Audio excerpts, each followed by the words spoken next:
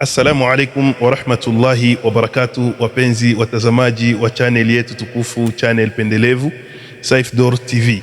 Kwa siku ya leo insha Allah tulipendelea tukuhudhurishie hadithi moja tu peke yake ili iweze kupatia faida ya watu kuweza kutembeleana katika watu wa ndugu nini, ile inakuwa na thawabu nyingi sana. Tumsikilize anasema nini Bwana Mtume sallallahu alaihi wasallam. Ni hadithi ambayo ipo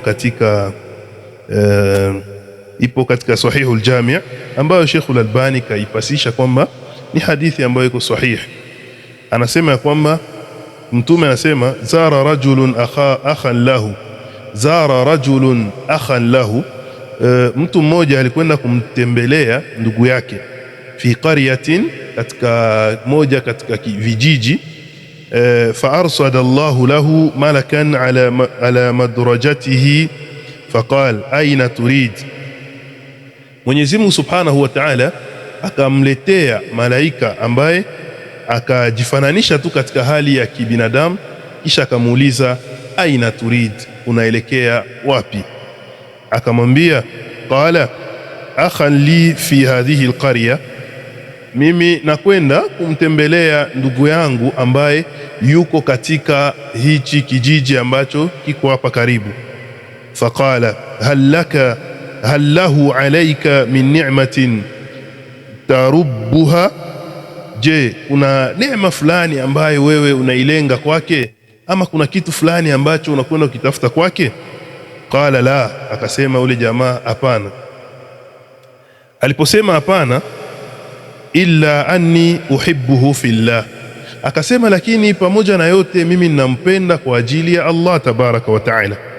Qala, ule malaika ambaye ajifananisha na mwanadamu akasema fa inni rasulullahi ilaika, mimi ni mjumbe wa Allah nakuja kwako wewe. Anna Allaha ahabbaka kama ahbabtahu, kwamba Allah subhanahu wa ta'ala anakupenda. Anakuja kubashiria kwamba Allah anakupenda kama unavyompenda, kama ahbabtahu, kama unavyompenda yule ndugu yako kwa ajili ya Allah subhanahu wa ta'ala. Hadithi hii iko katika Sahihul Bukhari fi kitabi al-Adabul Mufrad, kitabu kinachoitwa al-Adabul Mufrad, peji yake ya 350, na kwenye Sahih Muslim pia ni hadithi nambari 205067. Naam.